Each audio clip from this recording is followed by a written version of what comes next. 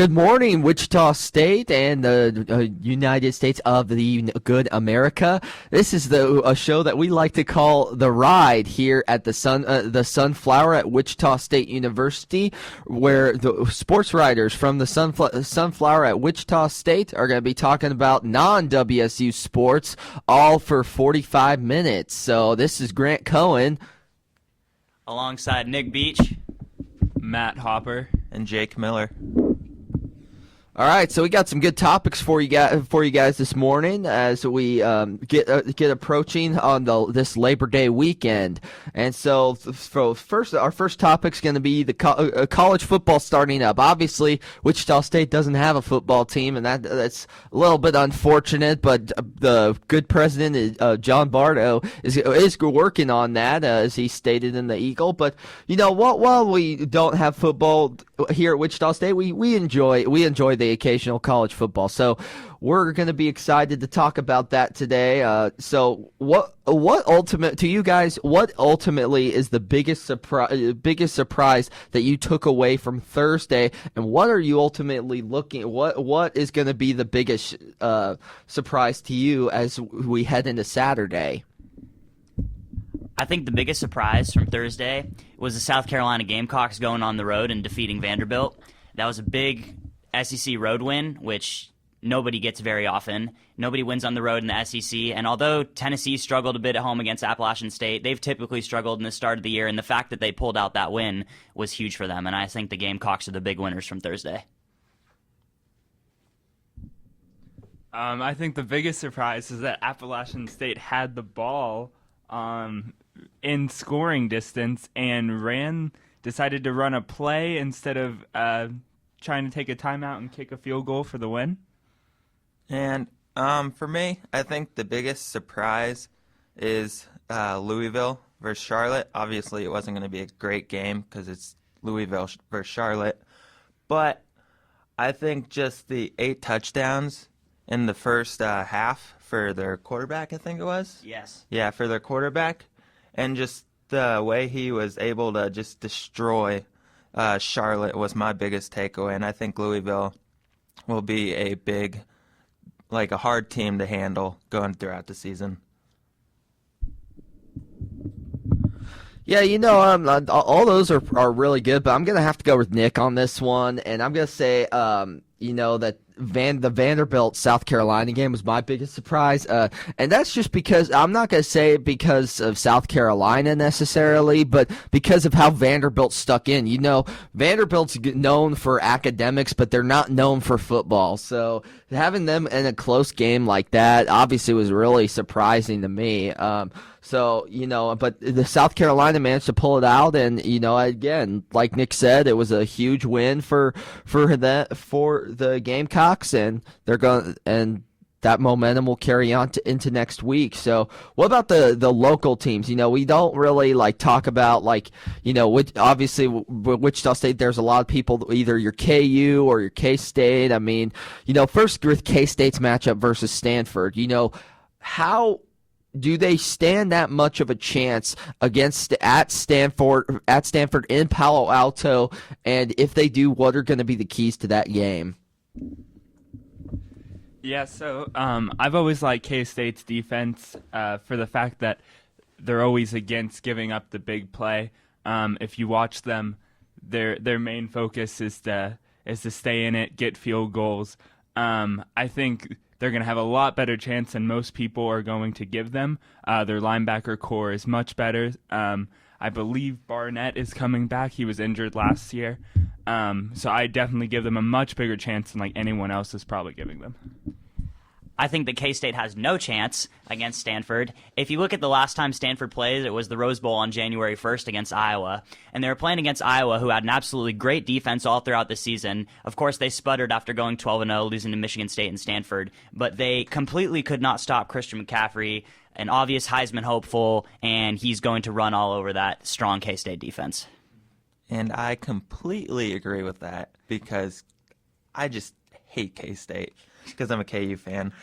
But the only way K-State wins is if their quarterback play does well, because reading reviews and stuff about K-State, that was the big thing they were talking about, was if their quarterback play can do well, then they stand a chance this year. But just looking at Stanford, they're just going to run all over them with Christian McCaffrey. Yeah, I agree with that. I mean, I applaud K-State. I mean, it's not easy going out to a top 10 team and especially the first game of the season. And I think when Bill Snyder scheduled this game years ago, I think that he probably would have expected his team to be a top 25 team, but that just didn't happen, and that's not K-State's fault at all. They suffered a lot of injuries last year, especially at the quarterback position. Jesse Ertz going down on the first play of the first game, that's rough, and then out for the season. So hopefully he can come back and eventually do some good things. And I mean, again, with the quarterback position really not set in stone all that much yet. So with the K-State's defense is going to be pretty good. I mean, one of the best. I mean, in my opinion, it's going to be one of the best of the Big 12. You always got a good secondary, and especially having Dante Barnett coming back, All-American safety, injured last year, wasn't able to play. But he's coming back, and that's got to be a big boost for them. It's just the biggest question is the offense. How productive is the offense going to be? I mean, K-State was able to score points, but they just weren't able to get a lot of wins in the Big 12.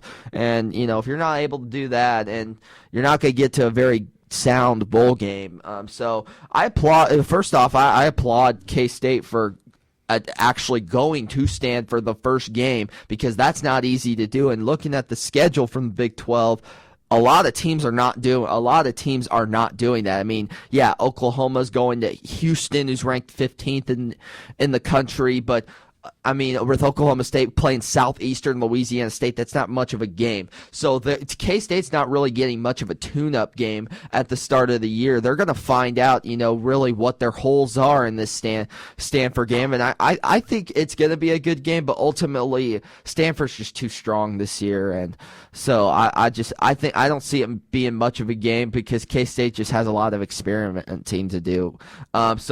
But also, KU 0-12 last season for football. If you're up there at KU and you see the attendance marks, the stadium is about almost half full. Last time I went up there up in Lawrence, there were more people at at a high school band festival than there was at the KU football game. So, obviously David Beaty's trying to turn that program around. They face Rhode Island this Saturday, but what are your expectations for not only KU this season, but also against Saturday against Rhode Island? For me personally, I would like to see them go at least 3-9, but my crazy prediction is 9-3. I've always said that the past 2 years. It's just 9-3. It hasn't happened, obviously, but I really do think KU has the pieces to really surprise teams in college football. They have a very good linebacking core led by Fish Smithson, I think is his name, and he had the most tackles on the team, and if he got half of the missed tackles he had last year, he would have been tops in the nation. And then KU has a great freshman or sophomore quarterback, Ryan Willis, and I really think he's going to lead the team and just lead the team to a lot of wins that you don't expect. And I do think we're going to beat Rhode Island, because it's just, I would be very surprised if KU lost to Rhode Island. I think it's going to be another long, tough year for the Kansas Jayhawks. Looking to Rhode Island, last year they lost week 1 to South Dakota State, and I don't know if the entire state of Kansas was shocked, but it was a bit of a surprise. And now it looks like They're going to lose to Rhode Island week 1, and their best chance to earn a win is week 11 against Iowa State at home, which should still be a loss, and it looks like the Jayhawks are going 0-12 once again and competing to be the worst team in the country. Yeah, so that was going to be my prediction. I think they'll get one Big 12 win at playing Iowa State, but other than that, there's no way that they beat another Big 12 team. They get blown out almost every game in the Big 12, I say. Jake, I need to go back to what you said. 9-3. Are you kidding me? You're talking about the Kansas Jayhawks here. Where do you expect to get like quality? You do realize they do play in the Big 12. Oklahoma, TCU, Baylor, and K-State. You're telling me that they are going to beat not one of those teams, but you're telling me they're going to beat a good chunk of those teams? Yep. You've got to be kidding me with that. Okay. I think the expectation, it's not like KU basketball, okay? For the KU football, it's win a game and party. That's the expectation right there. So obviously Rhode Island, that's really, in my opinion, that's one of their only opportunities to win that, to get that first win. And David Beatty, I'm pretty sure that's his expectation. Win one game of the rest of the season and just try not to get embarrassed out there out of the Big 12. Are you kidding me again? 9-3? 9-3? That's just, oh my goodness, that's just probably one of the worst predictions I've ever heard in all of sports. Because you're looking at, okay, you're telling me I don't even think they're gonna win at Memphis. Memphis, okay, they won't win that game. Memphis had double-digit wins last year. Exactly. So Ohio, okay, 9-4. Ohio, maybe. No way. At Texas Tech, not a chance. TCU, really? 50 point that should not be a discussion. Okay, Baylor. At Baylor, as many problems as they have, they're just still too talented. Versus Oklahoma State at home. Come on, good joke. And then here's another of your 3 losses. At Oklahoma, you're going to get pummeled in that game. Oklahoma could put out their 4th stringers and they'll win. At West Virginia could probably put in their backups and still win by 30. Okay? Versus Iowa State, maybe. Okay? It'll be tough. Versus Texas. Texas has a lot of problems, a lot of unskilled players, but they know they take care of business when they're supposed to. And then at K-State, even I'm gonna say you stand no chance in Manhattan for that. So a 9-3 here. You've got to be kidding me, Jake. Okay, we'll look about that, but honestly, they are going to I say they are going to have a hard time getting off the struggle bus at Rhode Island, okay? It's not David Beatty's fault. It's hard to recruit for KU football. It's hard to put a winning team out on that in Lawrence. So it's just, I think the last time that happened was probably Mark Mangino when he was Mark Mangino. And at that time, he wasn't really coaching football. He was just focusing more on what he was going to order for lunch after the game. So you say it's hard to recruit for KU football, but yet we get 2 transfers from Alabama. I think we got a transfer from LSU. And then we just got a $2 million facility upgrade for locker room, which is huge for football players because football players don't want to go to a trash locker room and a trash field. And the first step is their locker room. And that is one of the most gorgeous locker rooms I've ever seen in college football. And you cannot tell me that players don't want to go to places that don't have good facilities. That's their first big step, is the facilities, which they did. And then they're starting to get very good players.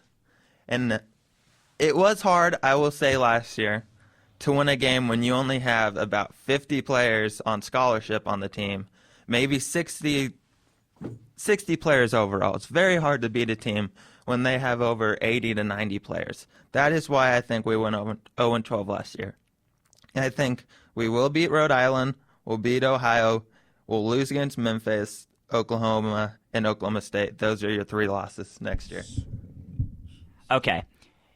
If KU actually goes 3-9, that would be the most astronomical, biggest achievement of any team in college football this season. They might as well put them in the college football playoff if they go 3-9 because they're going to get blown out by Ohio. The line should be 20.5 on that game, and they're going to get blown out by an experienced Memphis team with a lot of good recruits coming in. But done with KU football here, as if they're even a real team and shouldn't get relegated to the FCS. But looking ahead to Saturday's games, what are your guys' games of the day? You know what? My biggest game of the day is now is going to be probably Rhode Island and KU, just because I just want to see if Jake's prediction is going to be on point. Okay, he was talking about the transfers from Alabama and LSU, but really, how often did those guys play? Transfers like that obviously don't get single games, let alone sufficient playing time at those schools. They're not going to just say, oh, well, I'm going to go to KU because, it's a better school. I think I might have an opportunity there. Are you kidding me? You don't go from a national championship team to one of the worst, if not the worst program in the entire United States of America. And I'm sure if some Canada teams played down there, you know what, they would be the worst of those as well. So, the transfers, I don't see that being a big factor. And the locker room doesn't really, it's more about the program stability. And so far, KU has established themselves as one of the as the laughing stock of college football. So, I wouldn't say that. Honestly, I see that. I would love to see, if Jake's prediction is even close to on point. I don't think it's going to happen. I think Rhode Island's going to come in there and just break KU's hearts because you know what they're saying? This is a give me. We're going to win this game. Okay, you say that. Last thing about the KU football thing. You say that you wouldn't want to transfer from Alabama to KU. I get that. Because why would you want to transfer from a national championship team to a team that went 0-12? Would you rather, if you're trying to get to the NFL, would you rather go to a team on Alabama, never play, even if you are a 5-star, which they were, a 5-star, never play, not get a chance to have NFL scouts see you, or would you rather go to KU where you automatically basically get starting time and playing time all the time to get your NFL tape up and everything so you can get drafted? Would you rather stay on a national championship team where you win national championships, never play, and most likely never get to go to the NFL, or go to KU where you'll play all the time, every game, unless you're hurt, and get drafted to the NFL? Which, by the way, KU actually has more NFL players than K-State on their team. Really, and that had to have been when K-State was completely trashed before the Bill Snyder area was even close to a factor. When that was with the glory days of Gale Sayers and all that. Actually, that was last year. Really? That's very interesting. That's very interesting. Okay. It still doesn't make sense. It still doesn't make sense to me. It's just not. 0-12. It's just not going to be agreed. 0-12. Come on now. You don't if I would want to go to Alabama because that's just something. You don't go to a putrid team, but anyways, we'll see what happens on that Saturday. Nick, Matt, I know you guys have been sitting on the sidelines over there. What are your thoughts on the game to watch for this Saturday in college football? Okay. A game I'm looking at for Saturday is in the middle of the day, a game that not as many people are talking about, but they should be talking about, is number 5 LSU playing against Wisconsin at Lambeau Field. I think that many people will be picking LSU to win this game. Leonard Fournette coming off a great sophomore season, looking to lead a Heisman charge for the LSU Tigers. However, they go into Wisconsin, who had the nation's #1 ranked scoring defense last season at 13.7 points allowed per game, and I think the Wisconsin Badgers are going to give them all they got. I don't know if I'm saying the Badgers are going to win this game, but it's going to be super close. I think it's going to be low scoring. I think they're going to stifle Fournette. And as we've seen the past couple of years, LSU's struggled when Fournette doesn't rush for over 100 yards. And I think that Wisconsin is going to be able, even with a lot of players leaving, they're going to be able to stop LSU and hold them to their game, which is going to be low scoring and all kinds of Badger fans at Lambeau Field. And I look for the Badgers to maybe come out victorious in a low scoring game. I say 16-13. Matt, what are you looking at for your favorite game of the day on Saturday? I guess probably an easy one that most people are looking at is the Houston and Oklahoma. I've been excited about this since I heard about it, just because my thought is this is Houston's only chance to make the college football playoff, where they are not being in a huge conference. They have to win this game and then win out. If they win this game against Oklahoma and win the rest of the season, there's no way they can't be in the college football playoff. And then I also want to talk about Sunday's game, Notre Dame and Texas. I think it'll be a lot closer than people think. I think Texas can definitely give Notre Dame a game. Not saying they're going to win, but definitely closer than people expect. Yeah, I was looking at that, and the line on that game is actually Notre Dame by 3.5, and I expected it to be more. And ESPN's Power Index gives Texas a 57% chance to win, so they're actually picking Texas, and I thought that was crazy. And I think the clock's ticking on Charlie Strong in Texas, and he's got to step up now, and that would be a huge statement win if they came out and beat a very talented Notre Dame team week 1, which I don't think is going to happen, but that would be so huge for the Texas program if Charlie Strong came out of the gate. Yeah, I almost see this as like a desperate win for Charlie Strong. As like coming from Texas, they want you to win. They don't care about winning small games. They want to win this big game. This is a huge deal. I think it almost feels absolute that Strong has to make at least a good showing, if not win this game. For me, I agree. I think it's the Oklahoma-Houston game, and it's not just because Houston needs to win this game to have a chance to make it to the college football playoff, but I think we're missing something here. I think if Houston wins this game, they get into the Big 12. Because Houston and I think it is BYU are the two top football teams to get into the Big 12. And if Houston can show they can play with Oklahoma or even beat them, I think the Big 12 can't miss on them. And I think that's the biggest takeaway from this game for Houston is if they can win, they'll get into the Big 12.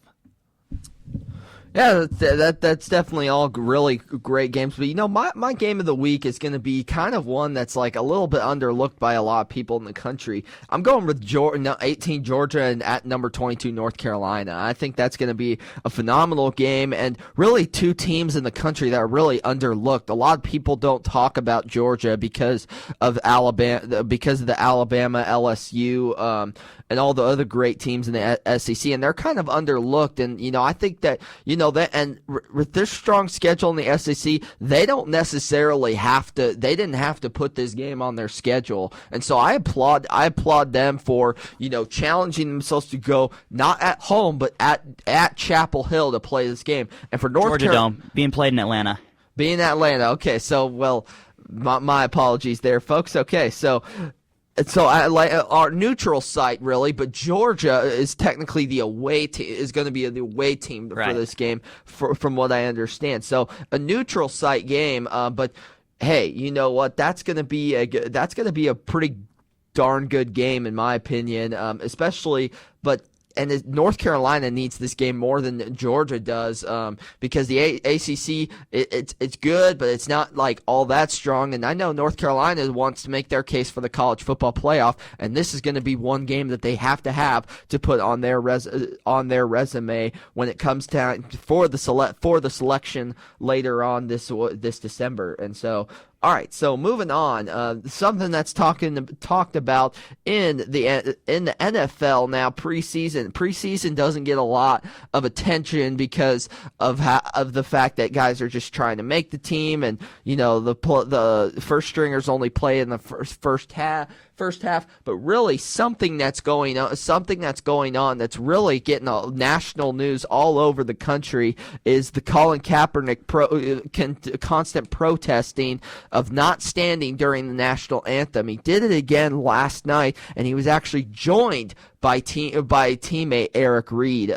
Nick, I know you wrote about a column about this in the Sunflower for this week's issue on Thursday. So ultimately, first off, what are your thoughts about this for those who might not have picked up your column on Thursday?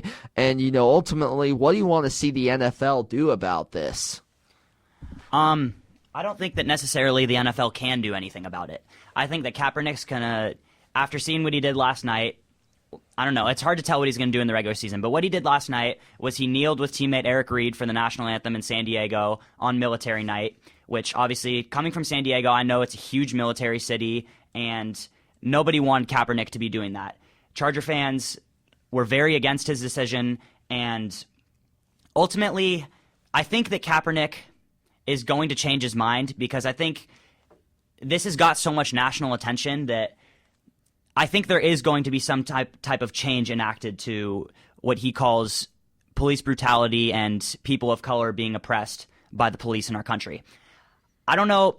I don't think Kaepernick should be doing it. I think he should honor the flag. Like I said in my column, I think that the NFL is now America's pastime. It's past baseball. It's the most watched sport in America. Almost every family in America watches at least a couple minutes of football on Sundays. And Kaepernick has so much attention on him. And I think that going forward, he shouldn't be doing it, because he should be honoring the flag of the country that pays him $21 million a year to ride the bench and play for a losing team. And he's going to realize that he has such a great opportunity here, even though he needs to get past his political opinions, because ultimately he proved in the preseason that he's good enough to make a roster still, but he has $61 million guaranteed on his contract. And he also had some sort of, I think it was $12.75 million on a signing bonus when he originally signed his deal. And he's going to be playing behind ultimate bust Blaine Gabbert in the Chip Kelly offense in a San Francisco team that many people are predicting to have the worst record in the league. So he needs to ultimately get over his crap and get on with his career, which I don't know if he's going to do it, but he has no place doing this still. He needs to back up his play before he makes a statement like this. And I completely agree with everything you said there. But if the NFL wanted to be proactive about this and this not to happen, they should have made a rule about you have to stand and put your hand over your heart during the national anthem like the NBA has. But it is ultimately his decision on what he wants to do. If he wants to protest police brutality and everything, it's his choice. But if he's earning $21 million a year, shouldn't he put his money where his mouth is, and him actually trying to make a change instead of just doing this protest? Because what I've been hearing and what I've been seeing is everyone's talking not about the protest and what he's standing for, but they're talking about him just kneeling or sitting during the national anthem. He's not getting the actual press he wants. So instead of just sitting there and kneeling and not doing anything during the national anthem, he needs to actually put his money out there and start trying to make a change with jobs and everything for police brutality.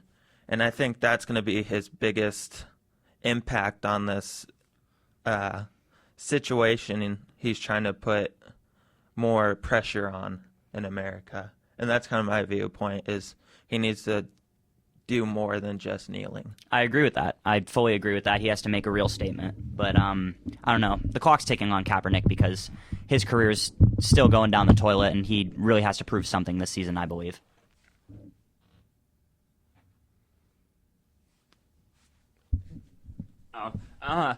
I've just never really been a fan of the whole making a statement. I think Kaepernick is, before he's Kaepernick, he's representing the 49ers. And if I was like a 49ers fan, I wouldn't like be happy with this kind of negative press, especially when you're going to be awful.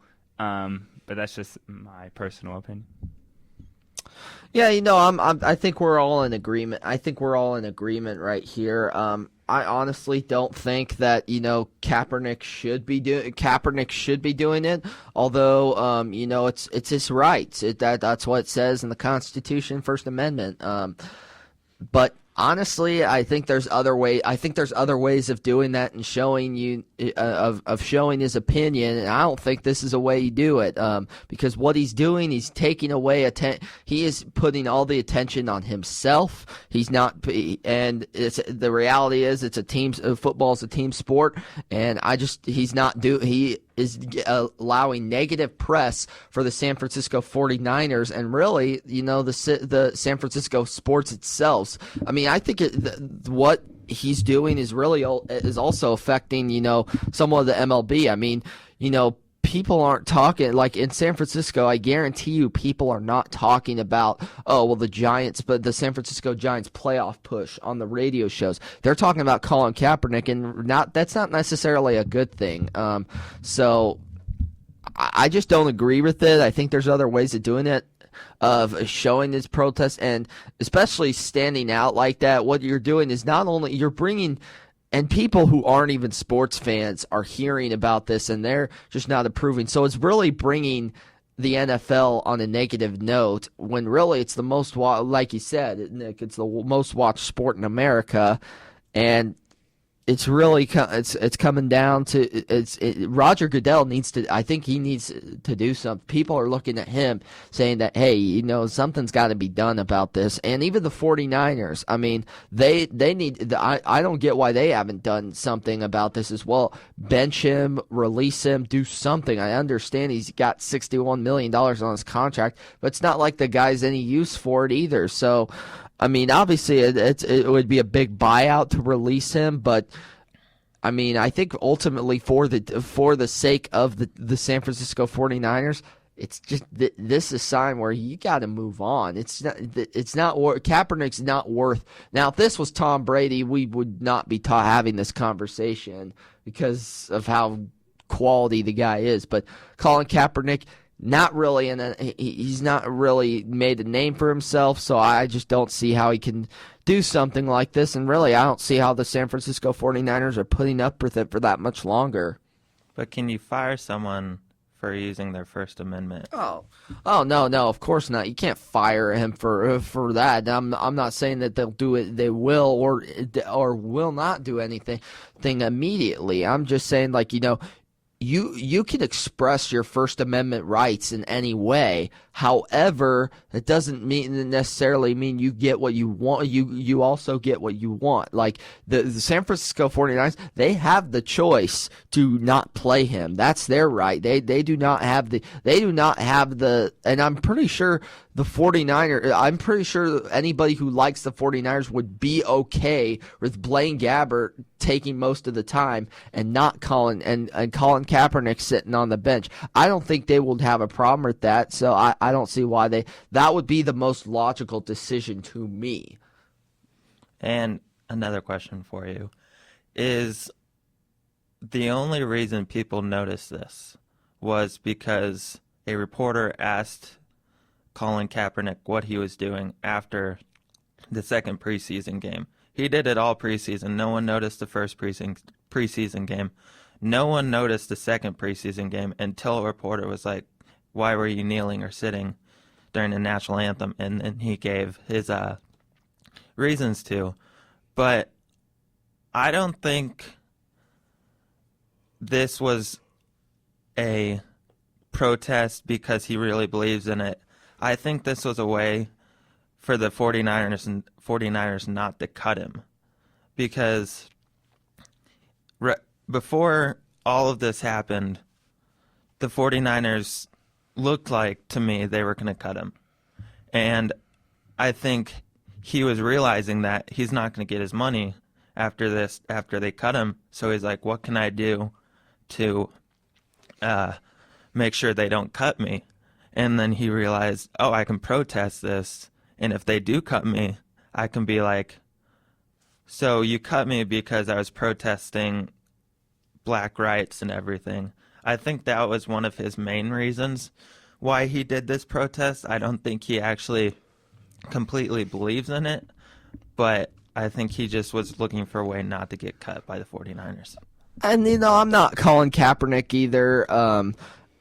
I don't know what's going on in that young man's brain, but obviously, if that's the case, Jake, I don't know if that is, then he's one sick human being. If he's gonna do that just so that way he won't get cut, then he's really not doing it for the right reasons. But again, I don't know. I mean, I don't know. The only one who knows what he's doing is Colin Kaepernick. And you're right. Oh, it wasn't blown up out of proportion until a reporter does that. But I applaud that reporter because he's keeping a sharp eye. It's obviously something interesting because it makes a story. But that's that's media for you. They blow up, they notice something and then it kind of gets blown up out of proportion. But I think but having that is a good thing, because being that noticed is a good thing, because it questions what are we doing? Well, like, not only what are the athletes doing, but also what are we doing as fans, as part of media and all that good stuff. Yeah, I think that I don't know. I think that Kaepernick, it'll eventually get resolved. Something's going to happen. I think maybe the NFL will do something by week 3, week 4, once they see what he does when the regular season gets going. But ultimately, it's going to end up not being that big of a deal, because regular season games are going to get started and people are going to start talking about football instead of talking about Colin Kaepernick. And so the 49ers will be buried in the standings by week 7, and there will be no topic there unless that he's getting cut, which I don't believe is going to happen at this point. But looking ahead, it's now September, and the MLB playoff races are going to be coming to a close here in a few weeks. So what do you guys think? I think the closest race, obviously, right now is the AL wild card. Who do you guys ultimately think are going to earn both of the AL wild card spots to play that one-game playoff? Well, obviously it's going to be the Royals, because you just can't doubt the Royals after the past 2 World Series runs. And then I think it'll be Houston again. So I think it'll be Houston versus KC, and I think KC will prevail and win again and get to the playoffs. Where's Boston go? Where's Boston going if you got Houston and Kansas City? You think both of them are going to leapfrog, but Boston's just going to have a terrible September? I know Baltimore's faltering lately, and you can believe that the Royals have some games against the Tigers. I mean, that's understandable, but you think Houston and Kansas City? Yeah, I think Boston's I think their hitting's going to go downhill a little.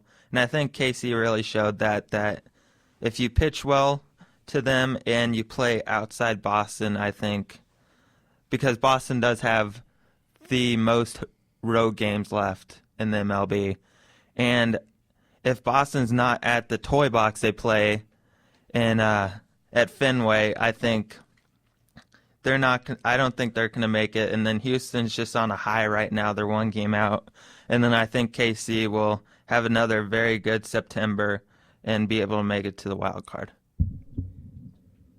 Well, in my opinion, it's not going to be Kansas City. They're buried too far. They're losing to the 17-year-old New York Yankees, who have traded Aroldis Chapman and Andrew Miller away, and they can't even handle their own game. They have one real player on their roster, and that's Danny Duffy, and the rest of it's a bunch of crap because they can't pitch.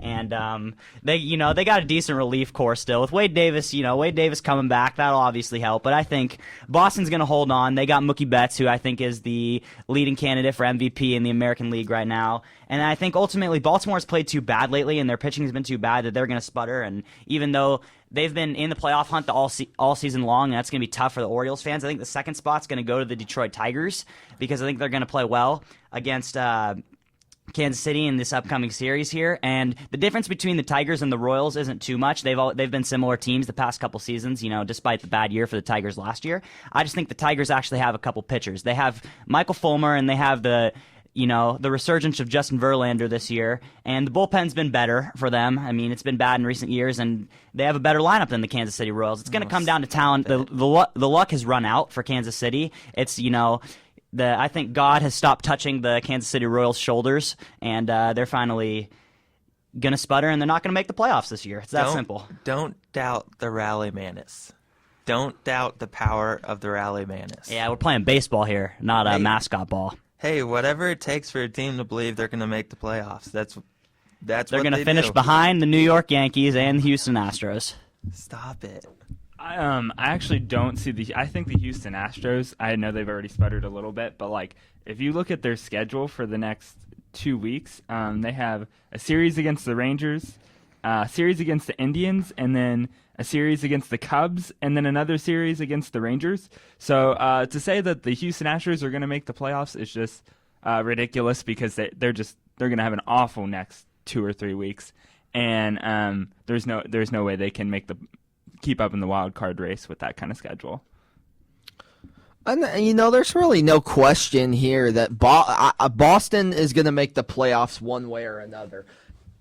If they're not in the wild card, they will win the division, because their schedule includes at Oakland is their next opponent, and we know how bad Oakland is, and they have also the toughest. They also have the toughest opponents that they play are at Fenway Park. So honestly, if they win those, I see them not winning, if not winning the division, if not getting to that wild card. So it's going to be either Toronto or Boston, and then for the other one, again, I'm going with Nick on here. I do not see the Royals making it this year. Yeah, they've had a good run, but I mean, come on, they're too deep right now, and it's in September. So I mean, yeah, they had a good run. They're still young. Maybe next year. They're still young. Maybe next year. But right now, they're just too buried. They're too buried deep. And I don't see Houston making it either. I honestly see the Baltimore Orioles seeing that. I think we're going to have an AL East showdown either between the Toronto Blue Jays or the Boston Red Sox. It's going to be a good one. But I think that we will see an AL East showdown in that wild card. I get what you guys are saying. I get why you think the Royals won't make the playoffs and why the other teams you're saying are going to. But if you look at Boston, they're playing most of their games away. They have maybe a series left at home. One of those series is in San Diego, and that's a sweep. I can tell you that much. Okay. I'll give you that, because the Padres are trash. But looking at the Yankee schedule, they play the Orioles. That could possibly be a sweep, because the Orioles are not playing very well right now. Then they play the Blue Jays, which they will not win. The Blue Jays have too much power, and it's just the Blue Jays are going to sweep them. And then the Rays, and then they play the Dodgers, then the Red Sox, then the Rays again, and then the Blue Jays, then the Red Sox, and the Orioles. So I think the Yankees are going to struggle also. I think if you think about it, the Royals, even though they have a very low percentage of making the playoffs, they are playing most of their games at home, which they have one of the best records in the MLB at home, because the Royals know how to pitch at home, they know how to play, they know how to hit. And I just can't see the Royals being 3 games back, not making the playoffs, when every other team has a very, very tough schedule upcoming. All right, and then we're almost out of time. So a quick rundown, guys. Who wins this? Who wins a couple of these MLB series? Giants, Cubs. I'm going with the Cubs at Wrigley. I say they win 2. I say they win 2-1. The Giants' only win is going to be when Madison Bumgarner's pitching on Saturday. Yeah, I agree with that. Cubs take 2 out of 3. I agree. I think the Cubs are just too much high power to not win 2 out of 3 or 3 out of 3. Yeah, I think the Cubs sweep. Real quick, who wins the World Series? Everybody. All right, too tough to say right now, but honestly, I think the Cubs break the curse of the Billy Goat. I'm going with the Cubs and Wrigley. Chicago, you can celebrate.